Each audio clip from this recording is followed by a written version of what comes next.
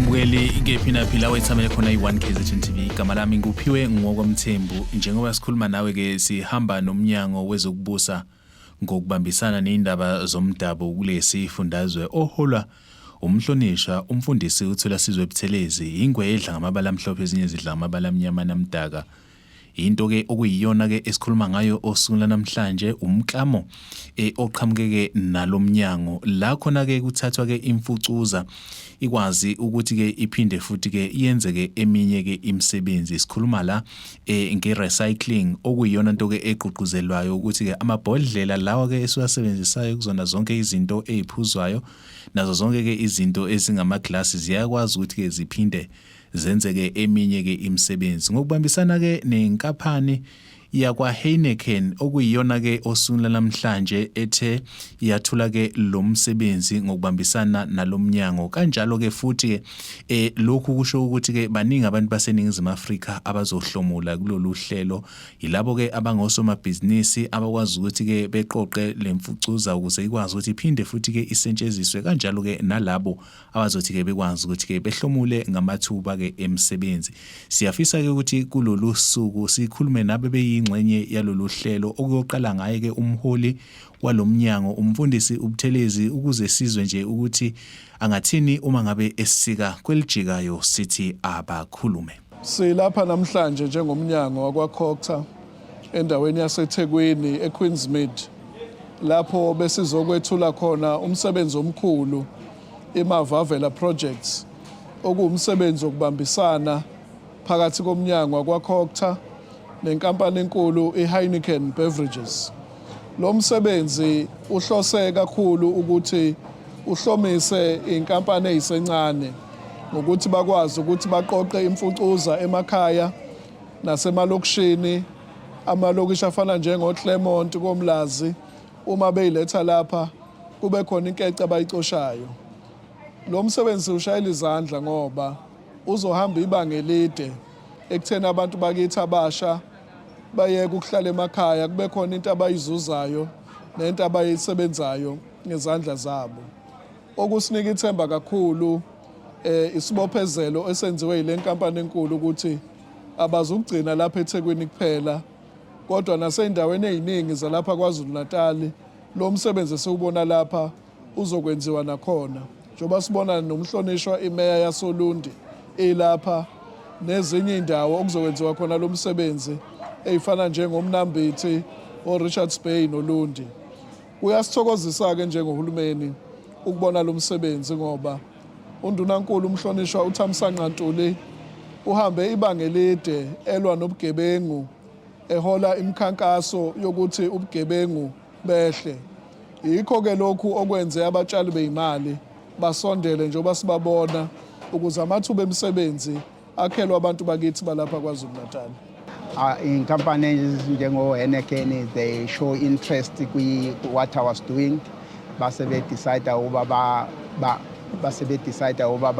bangisponsor ngeimali nangemshini ama resources athize bangenzela bangivulela neaccount yokutrade ngoba kuyi challenge enkulu ikakhulukazi ukutrade ngeglass uconsole akafuni uma wenza ivolume encane uku-accept application yakho so through Heineken bakwazile ukungisiza ukuthi ngikwazi uku-achieve lokho njengamanje sengihambise ama-glass acrashiwe ka-ADAC more than 350 tons so ka-Heineken and ngihambisa ama-returnable bottles ama-650 millimeter Retsa and Palpele and all those ones ngiya-trade nawo SAB2 kodwa ke okwamanye ngoba sila ngo-Heineken uHeineken ke ngoba inhloso yakhe ukwenza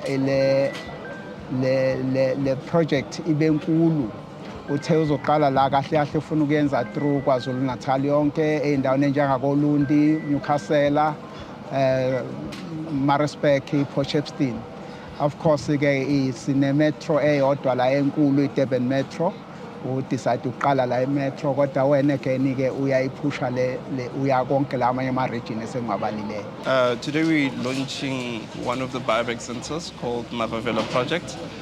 This is a small enterprise that we're partnering on to try and elevate them, empower them to become a successful business within the circularity and waste value chains. I think the most important thing about empowering these businesses is the fact that from a community point of view, if you're looking at the waste reclaimer, normally in case that then there's been a struggle that people collect their waste and there's no one that can pick it up. So with Mr. Mavavela being established, we'll then be able to service the waste reclaimers around the area. And also there are issues of fair pricing where people are exploited. So partnering with him, we're able to ask and show him why it's important to have better pricing in terms of his business. Outside that, there's benefits to the environment. We are able to clean the environment and make an impact to it, and also create jobs for people, because the more you collect, the more you increase your tonnage, you are able to create jobs within the communities. We started in Sodwana, surprisingly. We have presence in Drakensberg, and here in Durban, we've done quite a number of places. So we've seen that the interventions they are really working. People are benefiting, communities are able to grow. So we are definitely going to expand to other areas. I'm super excited here to be here with you all today at Mavavela Recycling Project in the KZN. At Heineken, our purpose is to brew the joy of true togetherness. It's about drinking responsibly and also looking after the planet. Why is sustainability important for us is because our sustainability strategy is called Brew a Better World. And under Brew a Better World 2030 ambition, we have circularity. Part of that is about diversion of bottles and all the substrate that we use and post-consumer waste away from the landfill, away from the rivers and the ocean, into basically glass to glass. So what's happening here at Mavavela Recycling Center, we've implemented a glass recycling crusher facility. What will happen is we're mobilizing all the waste pickers to work with us under Glass Recycling Company to bring all that glass. We crush it, we make cullet, and then we'll subsidize the logistics and we take it back to the furnace of Ardagh and Ashanti. Through that, the waste pickers can get an income. The buyback centers also get an income. We subsidize them and they became entrepreneurs in their own right. They have a livelihood. They're diverting all this waste away from the oceans and the rivers and the landfills and making a greener, safer space for all the communities in which you operate, and everybody can enjoy everything responsibly. Uma sizokhuthaza intsha yethu nezingane zethu isencane ukuthi kubalekile kwabanakekele imvelo ngoba imvelo iyona nto leyo umdali asipha yona. Ngakho ke kufanele sinakekele kanti futhi ke at the same time sibhizinise futhi ngayo ngoba lolu hlelo lolu lwakha namathuba emisebenzi. Kanti ubuka nje lapha umsakazi khona na intsha yethu lena engama-EPWP okuyihlelo lolo lwamathuba emisebenzi lwesikhashana. Uma ngabe ukhona amathuba njena ey'ndaweni zethu, le ntsha lena engama-EPWPs ngeke ikwazi ukuthi iyohlala emakhaya ingasasebenzi, kodwa iyoqhubeka nama-programs afana nalawa ukuze bakwazi ukuyithuthukisa, bakwazi futhi ukondla imindeni yabo. Iy'nkampani njengo-Heineken, they show interest what I was doing. Base bedecide ukuba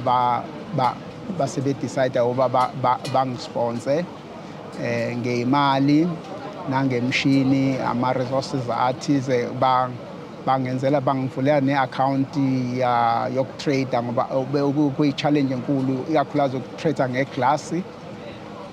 Ukhonsola akafuni uma wenza ivolume encane ukui-accept i-application yakho. So through Heineken bakwazile ukungisiza ukuthi ngikwazi uku-achieve lokho. Njengamanje sengihambise ama-glass acrushiwe ka-Ardagh more than 350 tons. So ka-Heineken and ngihambisa ama-returnable bottles, ama-650 millimeter Retsa and Palpele and all those ones. Ngiya-trade nawo SAB2 kodwa ke okwamanje ngoba sila ngoHeineken. uHeineken ke ngoba inhloso yakhe ukwenza le project ibe nkulu uthe uzoqala la kahle kahle ufuna ukuyenza through KwaZulu Natal yonke eindaweni enjengakoLundi, Newcastle, Maritzburg, Port Shepstone. Of course ke sine metro eyodwa la enkulu iDurban Metro. Udecide uqala la emetro kodwa uHeineken ke uyayiphusha le uya konke la amanye ama region esengabalileyo. Iningi imfucuza ekhiqizwa emakhaya. Njoba sonke sibona nje kwalapha emadolobheni nasemakhaya lapha esihlezi khona imfucuza esabekayo engasibeki kahle thina njengabantu izinga lokuhlanzeka. Yithuba ke lelo lokuthi abantu emakhaya sikwazi ukuhlanza amadolobha akithi kodwa ngesikhathi esifanayo ukuthi kudaleka amathuba emisebenzi. Masikhuluma ngeTheku nje u-5,000 tons ngosuku imfucuza ekhiqizwayo. Okuyithuba lelo labantu bakithi ukuthi sisondele siyiqoqe ukuze sikwazi ukuthi siyilethe endaweni enjengalena amadolobha akithi ahlale ehlanzekile. Kuyintokozo enkulu ukuthi namhlanje uMEC okaCocta umfundisi Buthelezi ekanye nenkampani lena yakwaHeineken basimeme njengomasipala kuba sizoba ingxenye yalo msebenzi lapho khona kuzovulwa isizini lapho khona kukhona abafowethu noma inkampani eranwa umnumzana uNgidi okuyinkampani esebenza kakhulu ngemfucuza iwaste ukuthi ke uma kunemfucuza umuntu angakhona ukuphila ngayo bayayiqoqa bayihlanganisa bese bayayidayisa. Lokhu sikubona kubalulekile ngoba amathuba emisebenzi awekho. Okuhle kakhulu ukuthi labo somabhizinisi bayibophezele ukuthi uma besuka la bazohamba baye oLundi bayoselekelela nakhona ondini ngoba izwe lonke intsha yethu ayisebenzi. Kunenkinga yamathuba emisebenzi. Futhi ke lokhu kuyasiza nasekugcineni imvelo kubahlale njalo siyigcinile imvelo. Abantu abanyathelelana ngangakaze ngaphupha ukuthi bayofika la kuleli gceke la ekhaya kukaMavavela lana mina ngizala uShobolozi umkhulu wami uMavavela.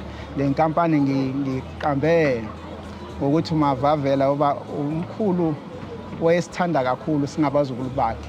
Ngikhula naye ke sikhula engikhulisa silusa kwakusaluswa kuqala kodwa ke nami nganamathela enhlizweni yakhe inhliziyo ayinayo. Ngiyajabula kakhulu ukukhanjelwa izikhulu njengo MEC nemeya nemeya ezikhona ngoba lokho kusho ukuthi ngizothatha inkampani yami iye phezulu. Bazongilekelela ngoba phela abantu abahulumeni kusuke izona inhloko ezisiphethe bakwazi ukuthi babone okwenzayo okuhle nokubi. Ma uwenza okuhle bayakuphakamisa. Hayi yilokho. Mbukeli ke ngempela ke lo mcimbi noma lolu hlelo belungolubaleke kakhulu ukhanjelwa nje zihambeli ke ezahlukahlukene njengoba simzwile ke nomeya womkhandlu waseLundi umhlonishwa ke uNtshangase kanjalo ke nabo bonke nje ababethinteka kulona lolu daba ababeyingxenye yalolu hlelo osungula namhlanje. Sibonga kakhulu ke mbukeli ukuthi ubeyingxenye yalo lolu hlelo ukusukela ekuqaleni kuze kushaye lesikhathi. Igama nguphiwe ngokwamthembu uncedi inyoni encane yasha amaphiko yandiza besithi abakhulume ngivumeleni ngiguqe esiguqeni sonke siyothi sukuma kube kusoluzayo inkosi inibusise.